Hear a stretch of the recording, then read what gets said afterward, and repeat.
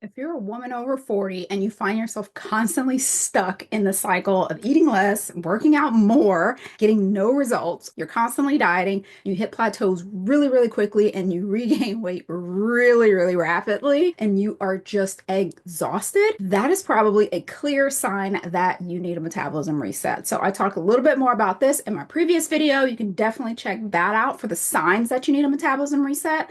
But today I want to talk about how to get started on that reset. So if you found out that, okay, I have all of the signs, glaring red flags, I need to reset my metabolism, how do I get started? So I'm going to give you 5 steps for getting started and resetting your metabolism. So the very first step is to understand why you need a metabolism reset. You have to be fully on board with the metabolism reset process. It's not for the faint of heart. So first, wrapping your head around exactly why your specific metabolism needs a reset is going to be critical. There are multiple reasons why your metabolism may have slowed down. Some are in your control, some are out of your control. And while most of us want to veer towards blaming the things that are out of our control, like gender, age, genetics, things like that, like yes, those things do affect your metabolism, but there are also lifestyle factors that affect your metabolism as well. So understanding which side of the spectrum you are, like what are the things that you can't control so that you know what you're up against, and what are the things that you can control so that you don't fall back down the trap again. And so that's really important if you want to have longevity in completing your reset, because starting it is one thing, completing it is another. So I would say grasp why. For most of us, the parts that we can control is like the yo-yo dieting, the over-exercising, the under-eating, things like that. So I will link to some resources for why your metabolism needs to be reset, but I would say that would be the very first step, is wrapping your head around that piece, because your metabolism is like a battery. Eventually, it's going to start running low, and if you don't understand the reasons why it ran low, then you may plug it in to charge and unplug it again too soon and not be fully charged up. And I want you to be able to really be fully charged before you go back into the fat loss piece of the puzzle, because they are two totally different phases. So step 1 would be understanding why you need the reset. Step 2 in starting your metabolism reset would be to stop starving your body. Most people that have either been dieting or are just kind of eating intuitively, sometimes they overshoot it and eat way too much. But what I find in women who are part of that over dieted community, when they eat intuitively, they often still don't eat enough. So I would recommend figuring out what enough is for you. There are tons of online calculators. I will link to mine below. There are 2 main numbers for your metabolism. There is your base level, your BMR. That's the amount that you need just laying in bed to breathe. And then there's the amount that you need once you get up and get moving. That's called your TDEE. So just your maintenance level calories. So use an online calculator or something like that to find out. If you wear some type of device, a lot of times those will tell you like what the total amount of calories are that you're burning every day.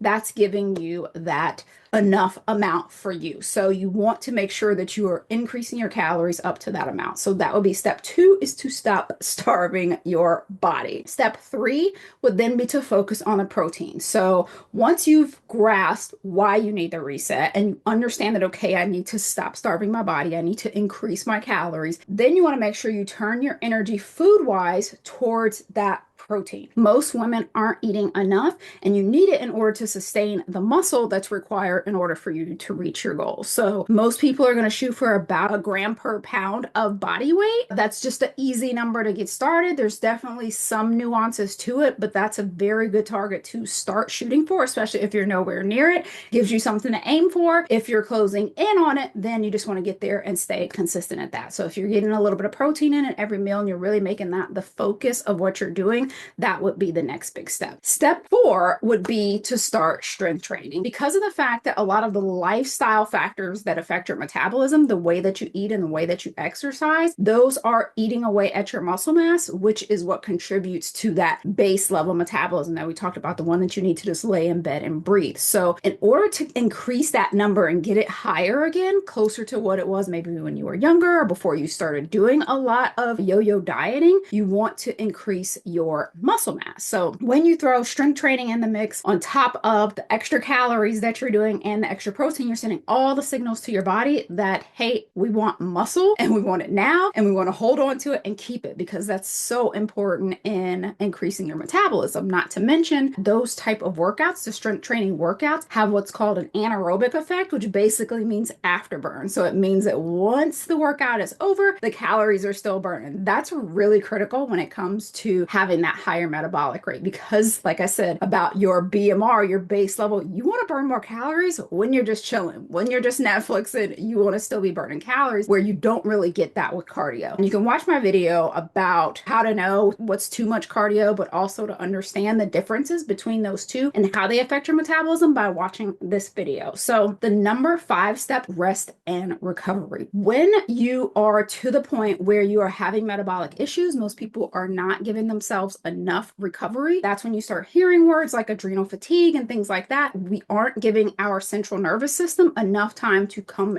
down from things that are stressing us out. And dieting, exercise, those are all stressors. So when you're not giving yourself and you're not prioritizing rest and recovery, you're keeping those cortisol levels spiked all the time, which is not healthy for your metabolism. Having short spikes of cortisol can help, because that does help with some fat loss, but having one continued spike in cortisol is not where you want to be. That's where you start seeing a lot of that, like menopausal midsection gain and women have an unexplained belly weight. That's usually coming from that high cortisol. So in order to bring those levels back down, you want to be able to prioritize rest and recovery.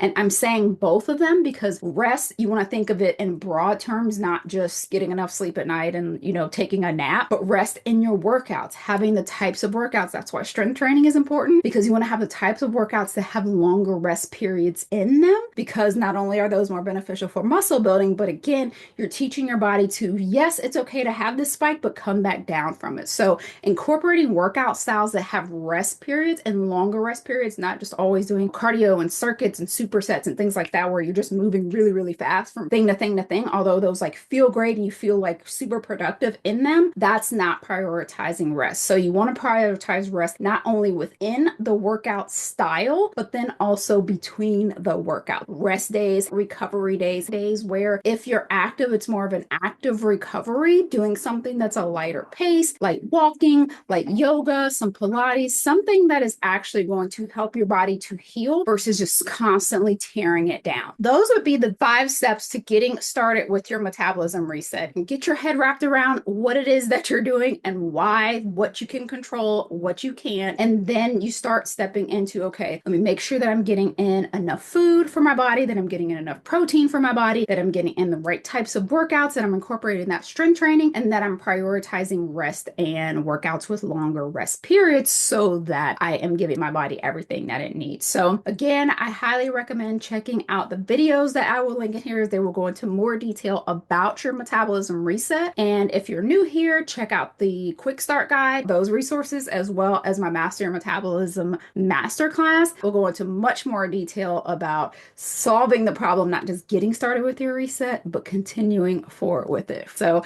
thank you guys for joining, and I will see you in the next one.